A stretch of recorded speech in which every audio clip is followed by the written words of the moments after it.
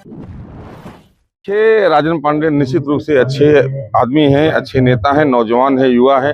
और युवा के लिए मैं एक लाइन जानता हूं कि जिस ओर जवानी चलती है उस ओर जमाना चलता है। राजन पांडे को टिकट मिले बहुत अच्छी बात है। राजन पांडे बहुत दिन से लगे हुए हैं और अपना अगर इनको पार्टी टिकट देती है तो मोस्ट वेलकम।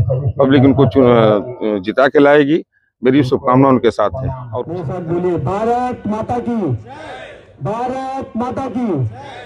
क्योंकि यहाँ पे सुंदरकांड पाठ हुआ है तो वापस निवेदन करूंगा, बोले जय श्री राम, जय श्री राम।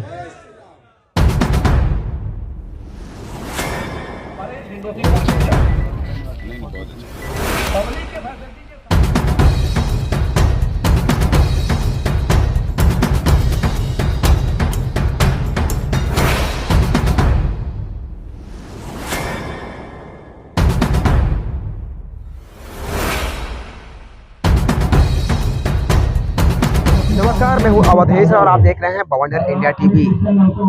महाराष्ट्र गोवा बार काउंसिल का चुनाव होने वाला है बहुत जल्द, जिसे देखते हुए मीराबंदर शहर में आप देख सकते हैं यहाँ पे सभी एडवोकेट गेट टुगेदर में एक मीटिंग रखे हैं। वहाँ पे मंच से लोगों को संबोधित कर रहे हैं कि चुनाव में किस तरह से इस बार जो महाराष्ट्र गोवा का जो चुनाव होने वाला है उसके उम्मीदवार है डीके सिंह, उन्हें भारी बहुमत से कैसे जिताना है उसके बारे में यहाँ पे चर्चा की जाने वाली है। युवा नेता राजन पांडे को प्रमुख उपस्थिति के तौर पर बुलाया गया है। उनके बारे में बात करने के लिए बुलाया है कि आने वाले मनपा चुनाव में उन्हें टिकट मिलता है तो उन्हें किस तरह से विजयी दिलाना है। जिस तरह से बार काउंसलिंग में जो इनके उम्मीदवार हैं उन्हें जिताना है, उसी तरह से राजन पांडे को भी जिताना है। चलिए बात करते हैं एडवोकेट से, उन्होंने हमें और क्या जानकारी दी। मैं ये बोलना चाहता हूं कि मैं इस बार होने वाले bar council of Maharashtra Goa के सदस्य पद का प्रत्याशी हूं और मेरा नाम धीरेन्द्र कुमार सिंह है। और मैं यहाँ वकील एकता के लिए अपने वकील भाइयों की जरूरी समस्याओं और जरूरतों के लिए अपने 4 शब्द बताने वाला हूँ और वकील एकता को जिंदाबाद करने का नारा बुलंद करने वाला हूँ।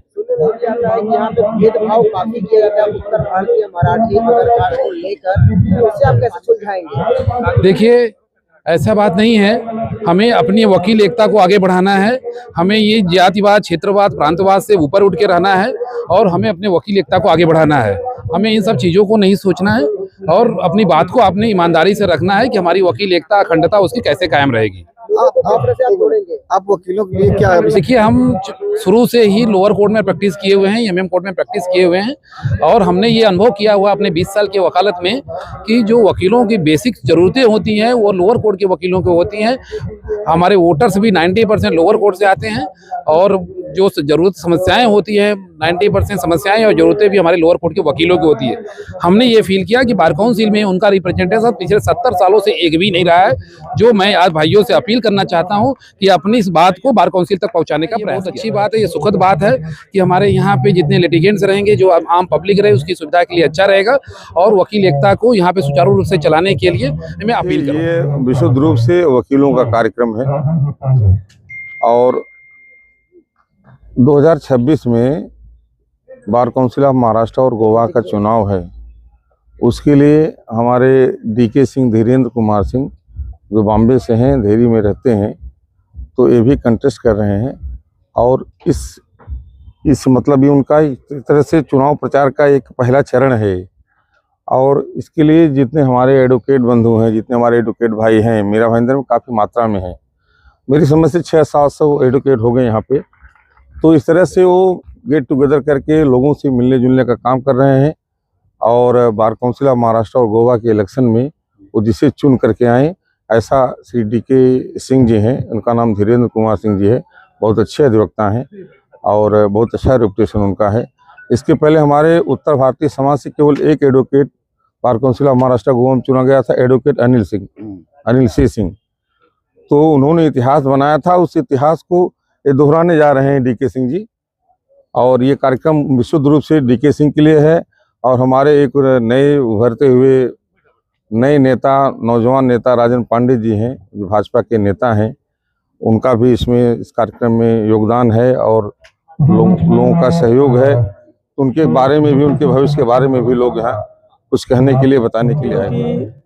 समस्या बहुत सारी हैं, लेकिन अगर उसको संक्षिप्त में अगर बताया जाए तो पुलिस स्टेशन वगैरह में थोड़ा सा एक बाहर से आने का, जैसे हम लोग उत्तर भारतीय हैं तो पुलिस स्टेशन में मराठी और उत्तर भारतीय का ये मुद्दा बड़ा सा ज़्यादा जोर रहता है। पुलिस स्टेशन 7 पुलिस स्टेशन है मीरा भाईंदर में, तो उनसे हमको एक सपोर्ट की उम्मीद है, जो शायद है कि वो थोड़ा सा मराठी और उत्तर भारतीय होने के नाते वो थोड़ा सा भेदभाव करते हैं। तो हमारा एक वकीलों का एक बड़ा एक रिक्वेस्ट रहता है कि कम से कम भाई पुलिस और प्रशासन और हम जुडिशरी का हिस्सा है, तो हम और सब पुलिस और वकील साथ में मिलकर अगर काम करें तो इस काम को बड़ा आसानी से न्याय पालिका तक पहुंचाया जा सकता है और लोगों को इसमें हम मदद कर सकते हैं। यही एक मेरी बहुत बड़ी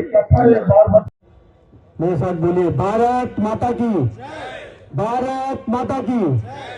क्योंकि यहाँ पे सुंदरकांड पाठ हुआ है तो वापस निवेदन करूंगा, बोले जय श्री राम, जय श्री राम।